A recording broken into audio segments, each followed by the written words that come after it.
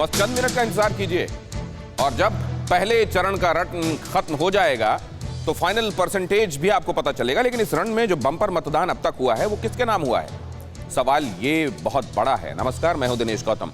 आज शाम 6:30 बजे पश्चिम बंगाल की 30 सीटों के संग्राम का परिणाम ईवीएम में बंद हो जाएगा। पूरब के पहले कदर में नेता चुनने के लिए निकले वोटर के मन में क्या था, कौन था उसके दिलो दिमाग में, किस मुद्दे पर वोटर्स ने बटन दबाए हैं, यह हर कोई जानना चाहता है। पर जवाब 2 मई से पहले मिलना बेहद मुश्किल है। पर हां, सभी पार्टियां अपने अपने मुताबिक पूर्वानुमान जरूर लगा रही हैं। आज हम बंगाल चुनाव से जुड़ी हर बड़ी खबर बताएंगे, साथ ही समझाएंगे कि भारतीय जनता पार्टी और तृणमूल कांग्रेस दोनों के लिए आज इन 30 सीटों पर कितना क्या स्टेक पर है। हमारे साथ होंगे बेहद खास मेहमान, उनके साथ बातचीत की शुरुआत करें उससे पहले आपको दिखाते हैं बड़ी खबर। ममता बनर्जी का मोदी पर बहुत बड़ा आरोप, बांग्लादेश जाकर आचार संहिता का किया उल्लंघन। बांग्लादेश में बंगाल पर भाषण क्यों दे रहे हैं, पूछा ममता बनर्जी ने। ममता ने मोदी के पासपोर्ट को कैंसिल करने की मांग की। 2019 में बांग्लादेशी एक्टर पर एक्शन को याद दिलाया। उन्होंने कहा 2019 चुनावों में बांग्लादेश से आए एक एक्टर ने तृणमूल कांग्रेस की रैली में हिस्सा क्या ले लिया, उसका वीजा पासपोर्ट रद्द कर दिया गया था। अब ऐसा ही नरेंद्र मोदी के साथ क्यों ना किया जाए, वो वहां जाकर मतुआ संप्रदाय के लोगों को लुभाने की कोशिश कर रहे हैं।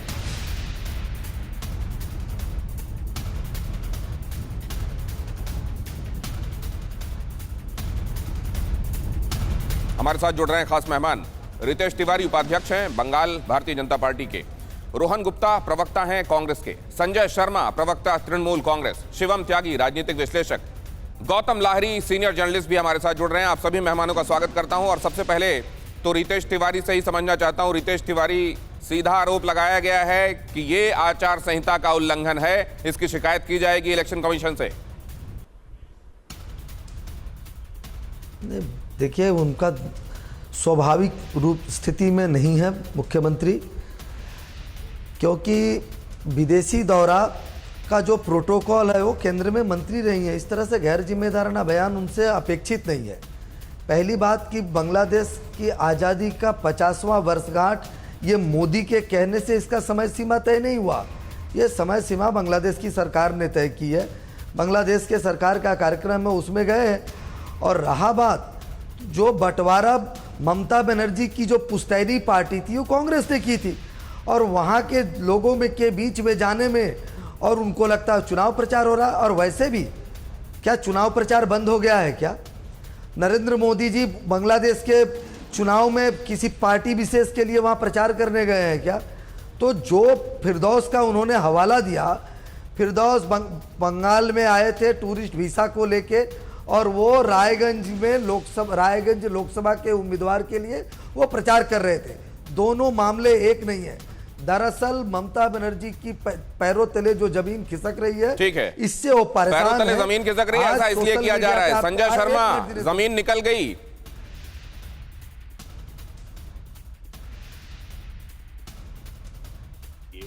कल तक तो वो लोग ये कह रहे थे कि तृणमूल बुद्ध रितेश तिवारी जी, आऊंगा आपके पास। करती है, हिंसा करती है, ये करती है, वो करती है। आज ये कहते हैं, आज चुनाव जब ठीक ठाक हुए हैं, चुनाव जब लगभग शांतिपूर्ण हुए हैं, तब ये लोग कह रहे हैं कि उनके पैरों की जमीन खिसक गई है।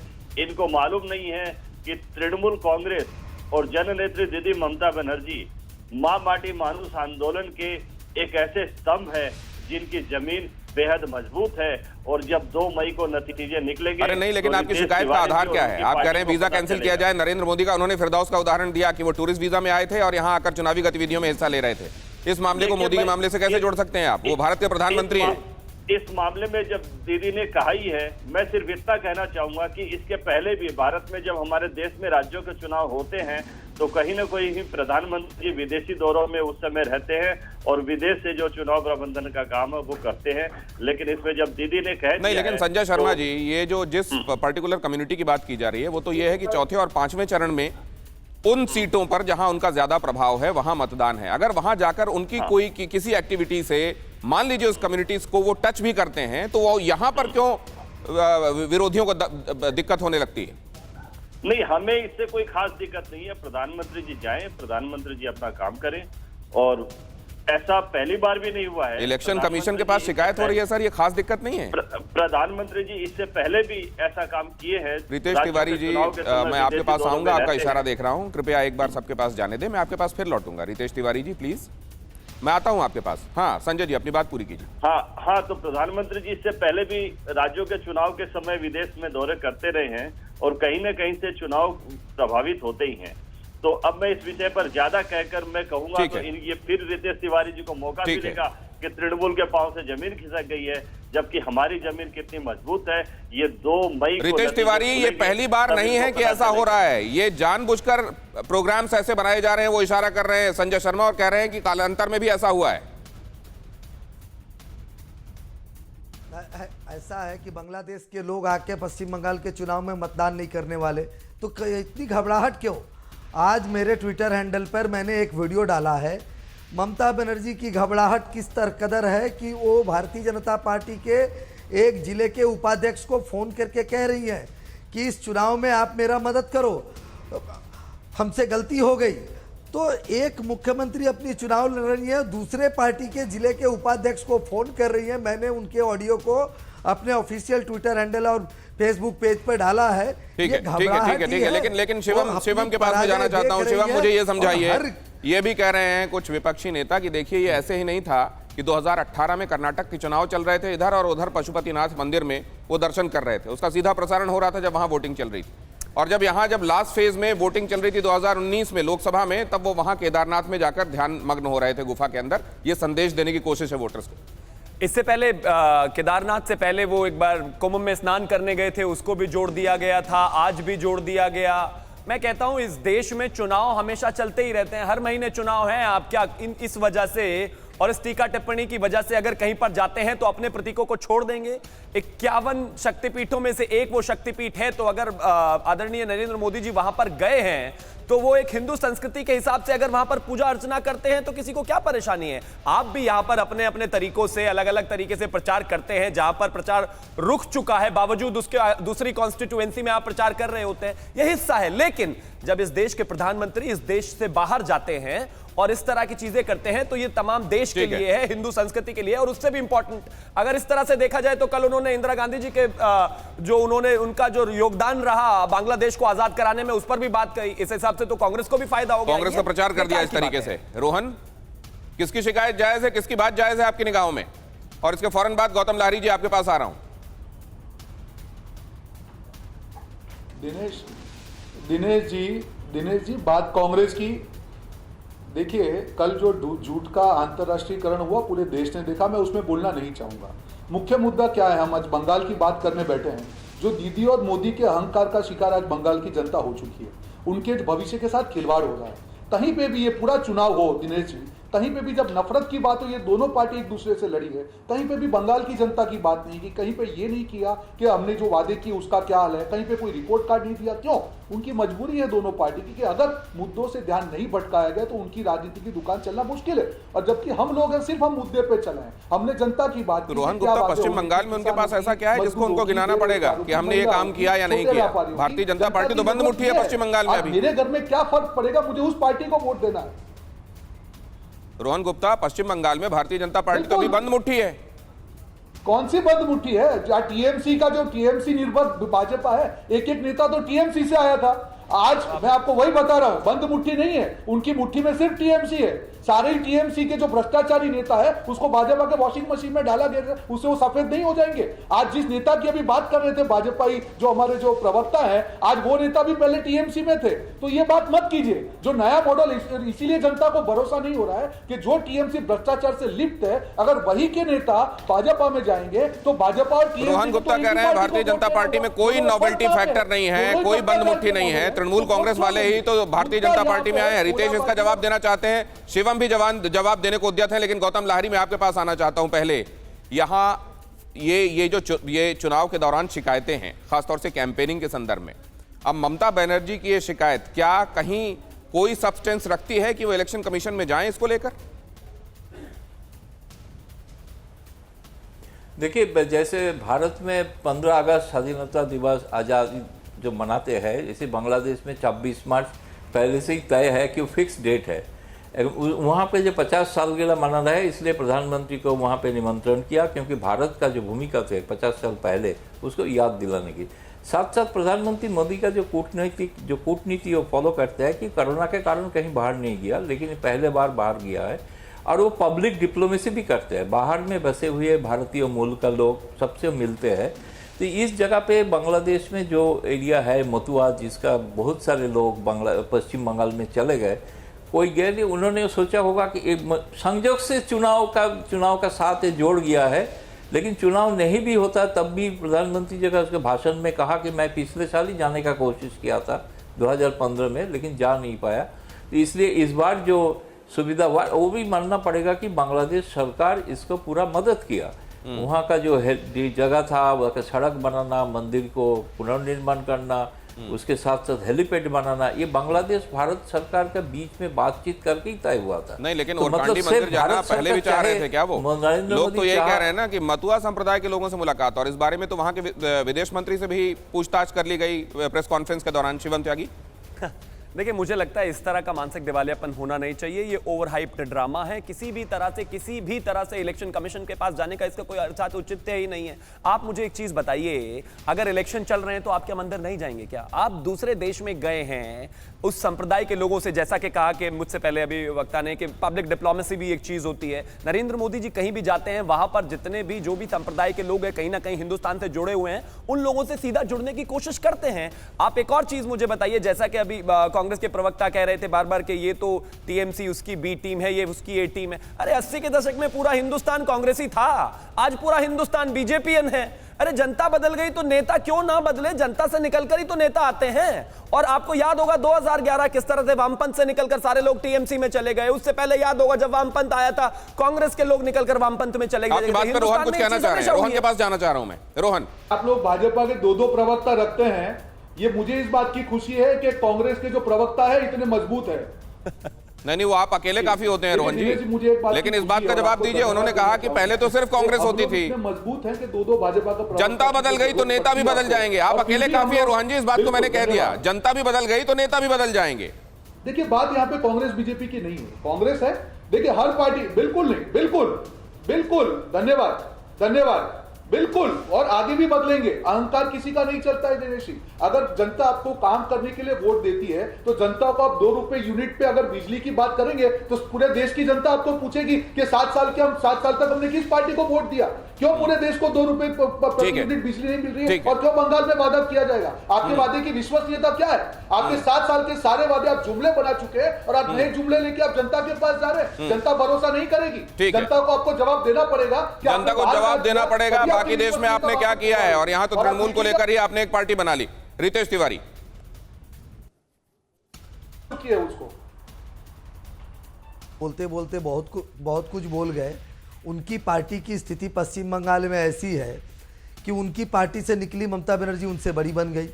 उन्होंने 2011 में ममता के साथ लड़के 50 साल तक कम्युनिस्टों के खिलाफ लड़े, और लड़ने के बाद 2011 में सरकार बनी। ममता बनर्जी ने इनको निकाल बाहर किया सरकार से, तो जिस कम्युनिस्टों को हटाने के लिए ममता का साथ दिए, उसी कम्युनिस्टों के साथ मिलकर ममता के खिलाफ खड़े हो गए। तो पहले कांग्रेस को तय करना होगा कि बंगाल की राजनीतिक धरातल पर कोई उनका पूरी की पूरी स्वीकार्यता खत्म हो गई, क्योंकि कांग्रेस यहाँ एंटी लेफ्ट पॉलिटिक्स का सेंटर पॉइंट हुआ करता था।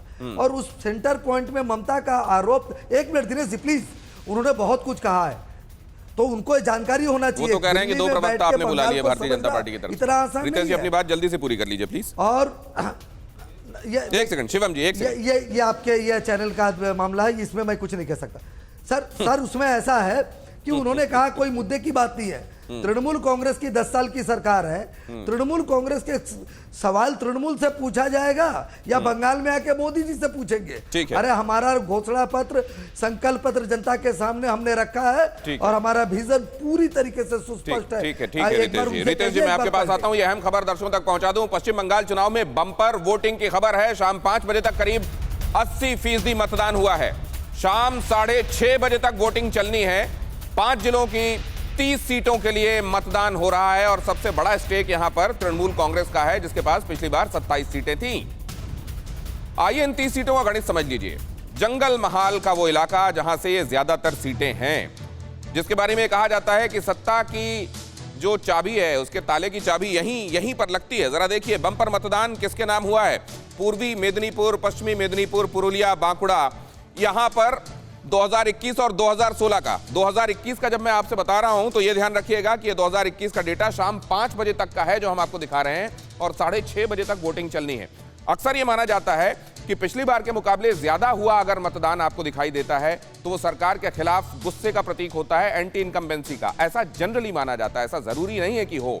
और यह भी माना जाता है कि अगर वोट परसेंटेज पहले से कम है तो ये माना जाता है कि जो मिल रहा है उससे लोग संतुष्ट हैं, लिहाजा घर पे हैं, या उससे ज्यादा बाहर निकलकर वोट उन्होंने नहीं किया। इस बार क्या हुआ है, 82.42 5 बजे तक। पिछली बार 2016 में 86.8, 80.16 2021, 2016 85.2, 77.13 81.7, 80.03 84.6, 80.55 84.38। इसमें ये तो बहुत स्पष्ट दिखाई दे रहा है कि पहले के मुकाबले अभी तक जो परसेंटेज है वो कम है। क्या 6:30 बजे तक ये पिछली बार के मुकाबले आगे निकल जाएगा? वैसे देखने को ये मिला था कि 2011 में पोल परसेंटेज ओवरऑल 87 के आसपास था, और ये घटा था 2016 में और 84 के आसपास पहुंच गया था। वो मतलब ओवरऑल पोल परसेंटेज तो घटा, लेकिन तृणमूल कांग्रेस की सीटें बहुत बढ़ गई थी, 211 आ गई थी तृणमूल कांग्रेस। क्या इस बार ऐसा कुछ होता है? क्या पोल परसेंटेज के कम या ज्यादा होने से पहले चरण से ही कुछ अंदाजे मिलने शुरू हो जाते हैं, या इसके लिए इंतजार करना होगा? इसको जरा समझने के लिए गौतम लाहिड़ी जी के पास चलते हैं। गौतम लाहिड़ी जी, फर्स्ट फेज से इंडिकेशंस मिलेंगे या नहीं मिलेंगे, ये जरा मैं आपसे जानना चाहता हूं। इसके लिए आप अपने दिमाग में जवाब तैयार रखिएगा, लेकिन उससे पहले 30 सीटें भारतीय जनता पार्टी को क्या उम्मीदें हैं, जरा देख लीजिए। विधानसभा चुनाव 2016 तृणमूल कांग्रेस के पास, जैसा मैं आपको बता रहा था, 27 सीटें थी। सबसे बड़ा स्टेक उसी का है, डिफेंडिंग चैंपियन। कांग्रेस 2 सीटों पर थी, यहां लेफ्ट के पास 1 सीट थी।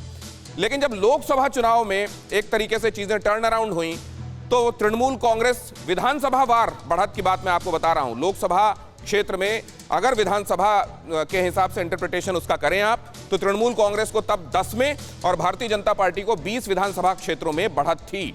इस हिसाब से लोकसभा चुनावों में चीजें बहुत बदल गई थीं। विधानसभा चुनाव 2016 और लोकसभा चुनाव 2019 बहुत बदली हुई चीजें, लेकिन भारतीय जनता पार्टी की कोशिश यह है कि इस बार सभी 30 सीटों पर जंगल महाल में अपने झंडे गाड़े जाएं और वहां से राइटर्स बिल्डिंग तक की जो राह है वो सुरक्षित की जाए। ममता बनर्जी ने 2016 में जीती थी 27 सीटें। जैसा मैं आपको बता रहा हूं, सबसे बड़ा यहां पर स्टेक ममता बनर्जी का ही है। गौतम लाहिड़ी जी, ये जरा समझाइए कि अभी फर्स्ट फेज में इलेक्शन परसेंटेज से कोई अंदाजा मिलेगा क्या? नहीं, देखिए, अंदाजा का मतलब यह है कि बहुत ज़्यादा पोलिंग बंगाल का एक ट्रेडिशन है, ये होता ही है। बहुत ज़्यादा ही पोलिंग, 80% के ऊपर पोलिंग तो होता ही है। मुझे लग रहा है कभी कभी तो 9 बजे रात तक भी पोलिंग हुआ है। मैं भी आज भी दिन में देखा कि महिला का कतार बहुत लंबा है, महिला बहुत बाहर आए हैं, वोट दे रहा है। इसका मतलब है जो एक डर था, कि शंका थी कि शायद डर के कारण वोट ना हो, लोग खुल के वोट दे रहे हैं। ये सबसे बड़ी बात है, लोकतंत्र के लिए तो सबसे अच्छी बात है। दूसरी बात है कि इस एरिया को आप समझना पड़ेगा कि 2016 में तृणमूल कांग्रेस स्वीप किया था, अभी 2019 में बीजेपी ने स्वीप किया था असेंबली सेगमेंट वाइज। और इसमें सिर्फ पूर्व मेदिनीपुर जो है वो अधिकारी ब्रदर्स का गढ़, अधिकारी फैमिली का गढ़ है।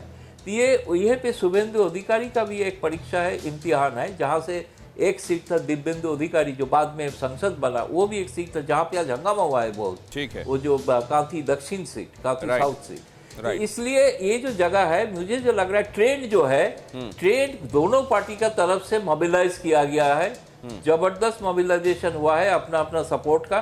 टक्कर कांटे का ही बोल सकता हूं, क्योंकि कोई इसमें निष्कर्ष अभी सेकंड फेज में कैसे रहता है ये देख के ही पता चलेगा। 1 अप्रैल का मतलब फर्स्ट फेज के बाद सेकंड फेज का भी इंतजार करना होगा, उसके बाद कुछ अंदाजा शायद लगना शुरू हो। गौतम लाहिड़ी ये कह रहे हैं, लेकिन जिस तरीके से लोग बाहर आ रहे हैं, मतलब दोनों ही तरफ के लोगों ने अपने लोगों को मोबिलाइज किया है, और अगर ऐसा हुआ है तो ये टक्कर और भी ज्यादा कांटे की हो गई है। लेकिन डिफेंडिंग चैंपियंस इस बारे में क्या सोचते हैं? संजय शर्मा जी, गढ़ बचेगा, जाएगा? नया अध्याय आज से प्रारंभ होने जा रहा है इस क्षेत्र में। वजह क्या, क्यों लगता है आपको? ऐसा क्या हो गया कि नया अध्याय प्रारंभ होगा? नया अध्याय, महिलाओं ने जिस संख्या में आकर वोट दिया है और जिस स्फूर्ति के साथ आकर वोट दिया है, जिस लगन के साथ आज वोट दिया है, ये मेरी बात आप नोट रखिएगा, ये आने वाले चुनाव में तृणमूल की भव्य जीत की संकेत दे रही है।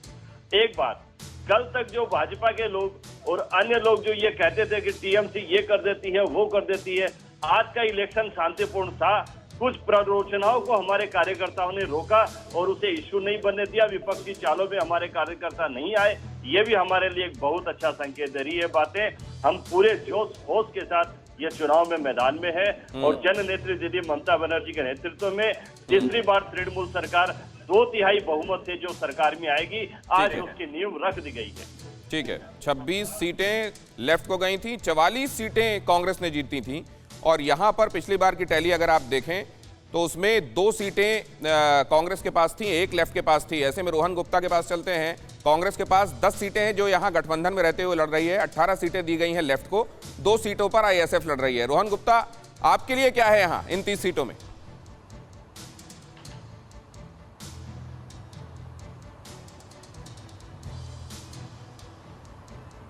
देखिए, मैं आंकड़ों में आज अभी चुनाव के जो वो मतदान भी अभी खत्म नहीं हुआ है, तो मुझे नहीं लगता कि सीटों का आंकलन किसी को भी करने का अभी अधिकार है। मतदाता सबसे ऊपर है।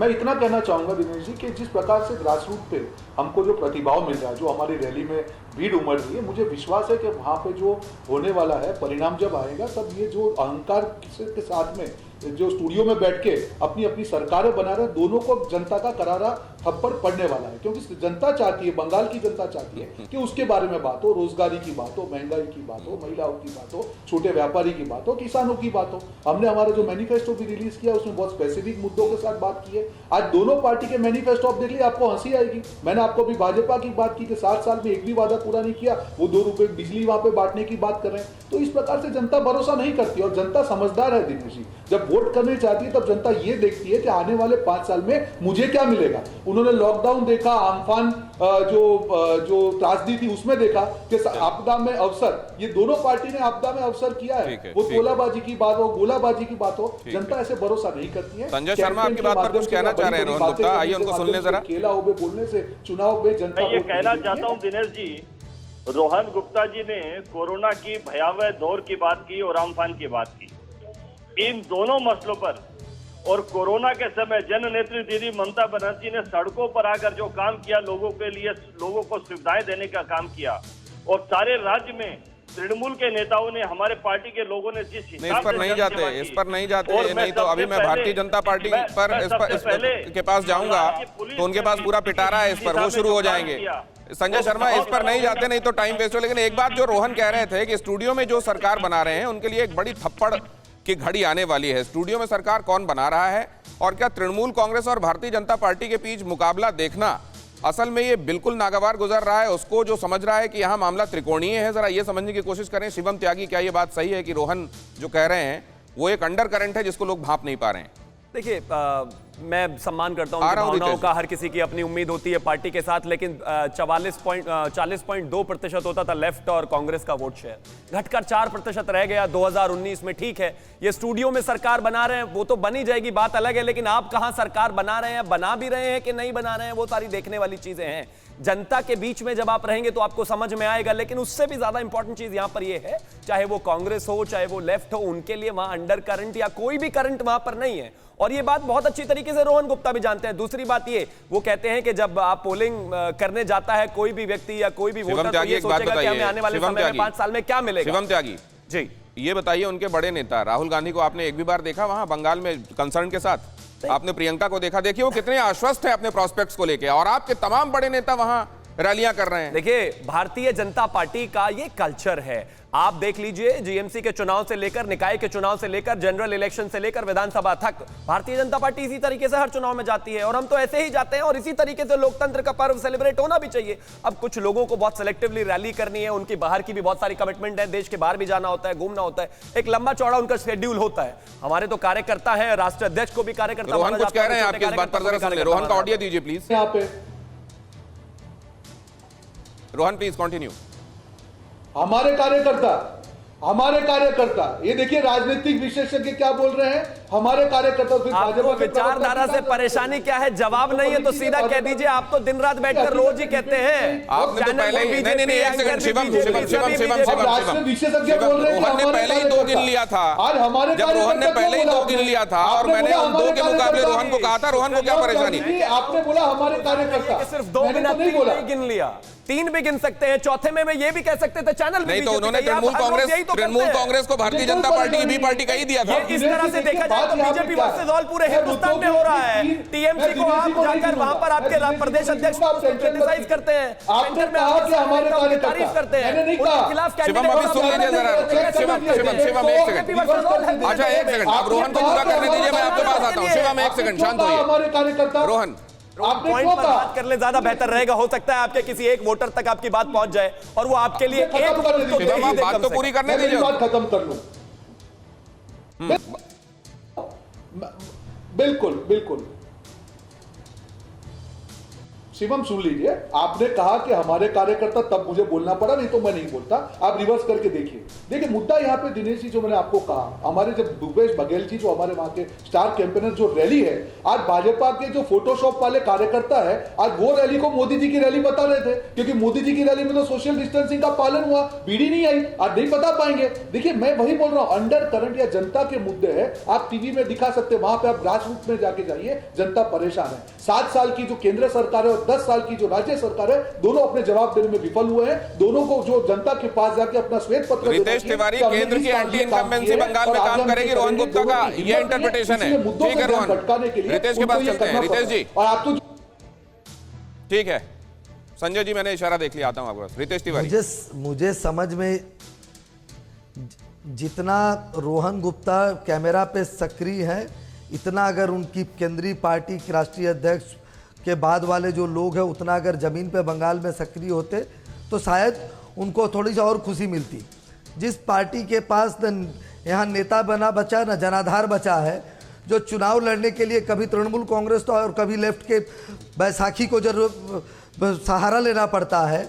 और इस बार तो ऐसी स्थिति रही कि मंच के ऊपर अधीर रंजन चौधरी को जिस तरीके से इन लोगों ने अपमानित किया, वो पूरा बंगाल की जनता देखी। और जिस तरीके से आपकी तो पूरी पार्टी टीएमसी से उठाई है आपने, कुछ विधायकों को जीतने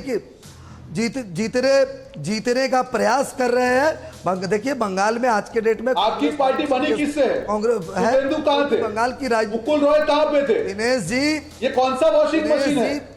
रोहन जी फिर आप बोलेंगे तो वो बीच में बोलेंगे। बताइए, भाजपा है, लोग अपनी सवाल उठा रहे, जवाब सुनने की धैर्य नहीं है। अरे भाई सुन तो लो, आपने आरोप लगाया, अपनी जवाब सुन लीजिए। आप अपनी टाइम में बोलिएगा मेरी बात पे, आप अपनी टाइम में मेरी बात को डिसएग्री कीजिएगा, लेकिन प्लीज बात को सुनिए ध्यान से।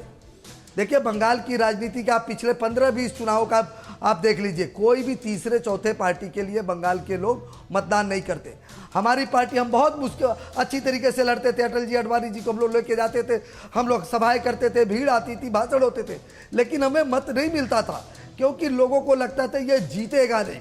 और इस बार तृणमूल कांग्रेस के खिलाफ लोगों ने मन बनाया है वोट करने के लिए। रितेश तिवारी ये कह रहे हैं कि यहाँ द्विध्रुवीय मुकाबला है, बाइपोलर कंटेस्ट है यहाँ पे, तृणमूल कांग्रेस और जो ट्रायंगुलर बताने की कोशिश कर रहे हैं वो बस ये बताने की कोशिश कर रहे हैं कि वो भी दौड़ में हैं, वो जीतेंगे कि नहीं, फिनिशिंग लाइन तक पहुंचेंगे नहीं, वो बात जुदा है। रोहन मैं आपके पास आऊंगा। रोहन वैसे एक बात तो नजर आती है, देखिए कौन कितना एफर्ट मार रहा है ये तो लोग देख रहे हैं। उस हिसाब से आपको लगता है कांग्रेस ने पर्याप्त कोशिश की है क्या? प्रचार से लेके, कैंपेनिंग से लेके, नेताओं के पहुंचने से लेकर किया है पर्याप्त कोशिश, या एक तरीके से वॉक ओवर दिया है? बिल्कुल बिल्कुल बिल्कुल बिल्कुल नहीं, बिल्कुल कोई वॉक ओवर की बात नहीं। और हमको विश्वास है हमारे जमीनी कार्यकर्ता पे, जो वहां पे दिन रात लगे हुए हैं, बूथ पे लगे हुए हैं। जिस प्रकार से हमको वहां पे रिस्पांस मिल रहा है, मुझे पूरा भरोसा है कि हमारा कार्यकर्ता जो है पूरी मेहनत से, और सिर्फ बंगाल, रोहन गुप्ता को अपने जमीनी कार्यकर्ता पर भरोसा है। रोहन गुप्ता मैं आपके पास आता हूं, जरा ये देख लें बाकी सब क्या कर रहे हैं। खासतौर से सोशल मीडिया का मामला आजकल बड़ा हॉट है, तो जरा देख लें सोशल मीडिया का सहारा किसने कितना लिया है, कितना पैसा खर्च किया जा रहा है। दिनों दिन हर गुजरते चुनाव के साथ मीडिया, सोशल मीडिया पर खुलकर खर्च हो रहा है। राजनीतिक विज्ञापन में खर्च के हिसाब से बंगाल चार्ट में टॉप पर बना हुआ है। सोशल मीडिया मंच की एक रिपोर्ट सामने आई है जिसके मुताबिक 90 दिन के खर्च में भारतीय जनता पार्टी को टीएमसी ने पीछे छोड़ दिया है।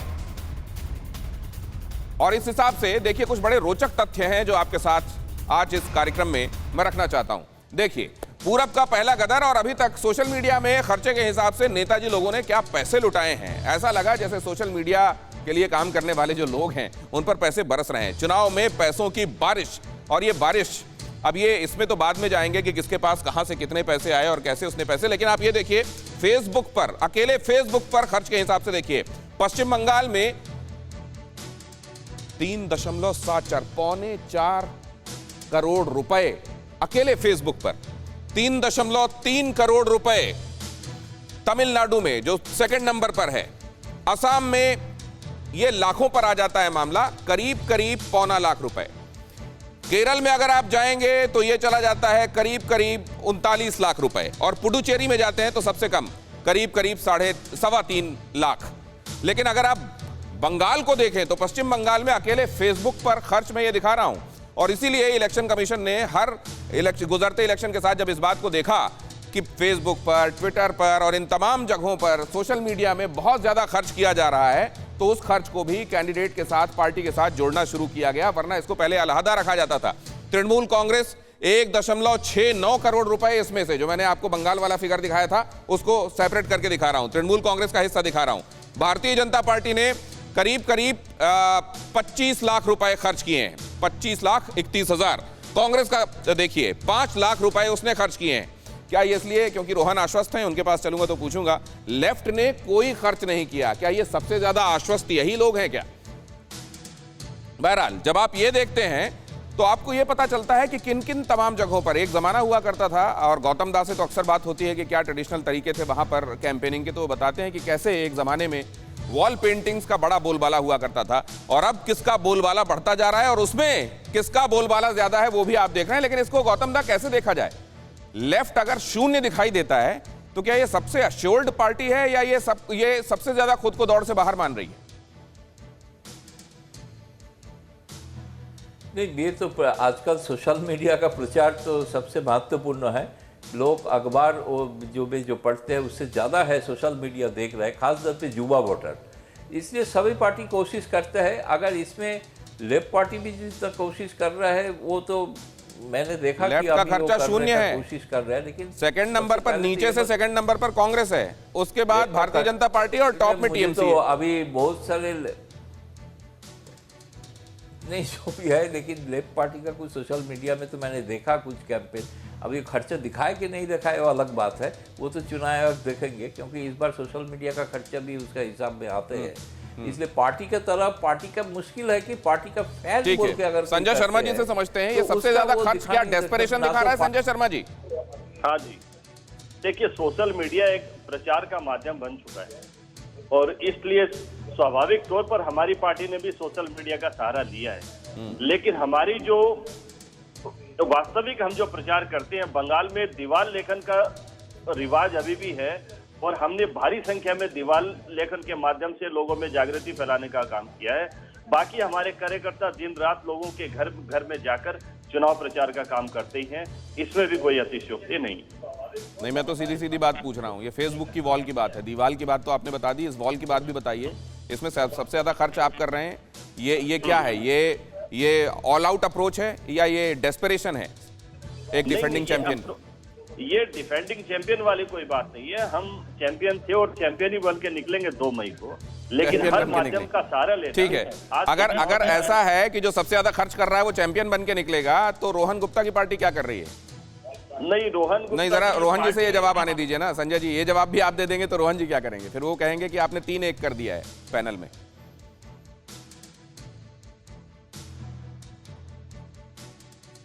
रोहन जी को मेरी आवाज डेफर्ड जा रही है क्या? रोहन जी, आपको आवाज मिल रही है मेरी?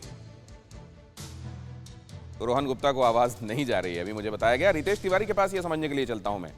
रितेश तिवारी जी, इससे कुछ अंदाजा मिलता है क्या? कौन कितना खर्च कर रहा है सोशल मीडिया पर कैंपेनिंग में? क्या इससे कुछ अंदाजा मिलता है? रितेश तिवारी जी, आप लोग नंबर 2 पर हैं। नहीं, देखिए, हर सभाओं में खड़ा होकर ममता बनर्जी आरोप लगा रही हैं कि भारतीय जनता पार्टी पैसे बांट रही है, वोट खरीद रही है, नेताओं को खरीद रही है, जबकि किस तरीके से पैसा तृणमूल कांग्रेस भी खर्च कर रही है, ये आपका जो अभी आंकड़ा इसी से पता चलता है। मज़ेदार बात, उसको करने के लिए इन लोगों ने नया विंडो खोला है और वो विंडो है आईपैक, और उसको वो सारे ऐड चल रहे हैं आईपैक के अकाउंट से। तो अपनी अपनी तरीके से वो लोग कर रहे हैं। देखिए, ये बात सही है कि नया जनरेशन जो है वो डिजिटली काफ़ी इन्वॉल्व है, तो ये भी एक माध्यम बन गया। आने वाले समय में इसमें इन्वॉल्वमेंट भी बढ़ेगा और प्रचार भी बढ़ेगा, इसमें कोई अतिशयोक्ति नहीं है, क्योंकि जमाना बदला है, जमाना बदला है। और क्या इन तमाम खर्चों पर निगाह रखी जा रही है, और क्या इस पर भी निगाह रखी जा रही है कि ये पैसा कहां से आया। और ये अगली खबर, ममता बनर्जी को लेकर भारतीय जनता पार्टी का बहुत बड़ा दावा। भारतीय जनता पार्टी ने ममता का एक कथित ऑडियो टेप जारी किया। ममता बनर्जी ने भारतीय जनता पार्टी नेता प्रलय से मांगी मदद। नंदीग्राम सीट पर जीत के लिए ममता ने लगाई गुहार। ऑडियो में प्रलय ने कहा, भारतीय जनता पार्टी से विश्वासघात नहीं कर पाऊंगा।